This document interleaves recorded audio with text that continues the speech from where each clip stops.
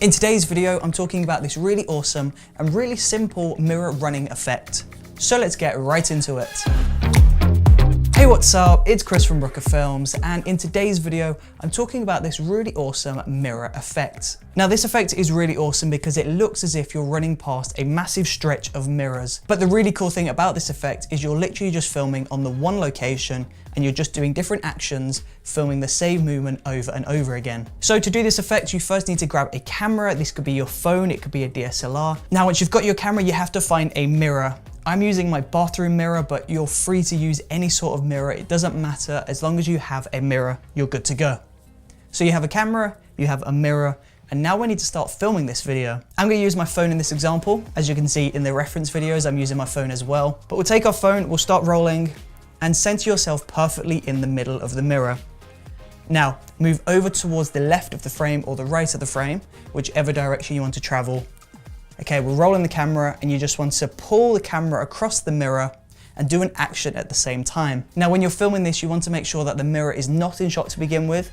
As you pull across, you can see the mirror and yourself, and then we want to end with the mirror out of shot one more time. Now, it's up to you to do as many of these different variations as you like, each time doing something a little bit different. Or alternatively, we can do a rotation effect where instead of going from left to right or right to left, we can rotate 180 degrees as if you're doing a 360 degree turn around a mirror. So in order to do this, we first want to angle ourselves 90 degrees, we're on our side, stop rolling the camera, and then 3, 2, 1, actually you just want to come up and then come back down.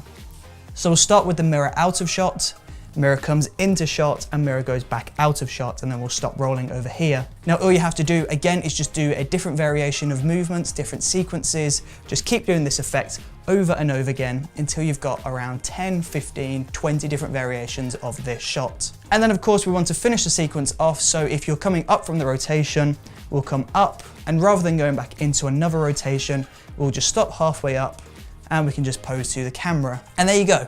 We have all of our footage, so now we need to get this onto the computer and start editing this video. Now, the really awesome thing with this effect is it's really simple to edit, and that means you don't need any specific software. You don't need Premiere, you don't need After Effects, you just need any basic video editor. So you can use iMovie, you can use Premiere, it's completely up to you. Now, once you've got all of your footage on your timeline in your video editor, you want to make sure that your footage is in the correct sequence. So make sure this is in the same order as it was when you filmed the video. Now from here, you just want to cut the start and the end of each different video clip. So you basically want to cut these videos just before you see the mirror and just as we start to lose the mirror from the shot. So we'll cut the start and the end of each and every clip. Now, once you've cut all of those, just push them all back together again.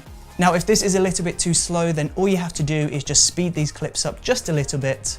If you're on Premiere, then all you have to do is select the clips, go into speed/duration and increase the speed. But this is not a necessity. This is more of a stylistic choice, so you do not have to speed this up if you don't want to. So once you've cut the start and the end of all of the clips and you've pushed them together, that's the effect now complete. This is a really fun, really awesome, really playful effect, and you're probably not going to use it for many videos, but it's a really awesome trick nevertheless. So if you enjoyed watching this video, then please do let me know in that comment section below. And don't forget to subscribe, check out the previous video, and I will see you tomorrow for another brand new video. See you there.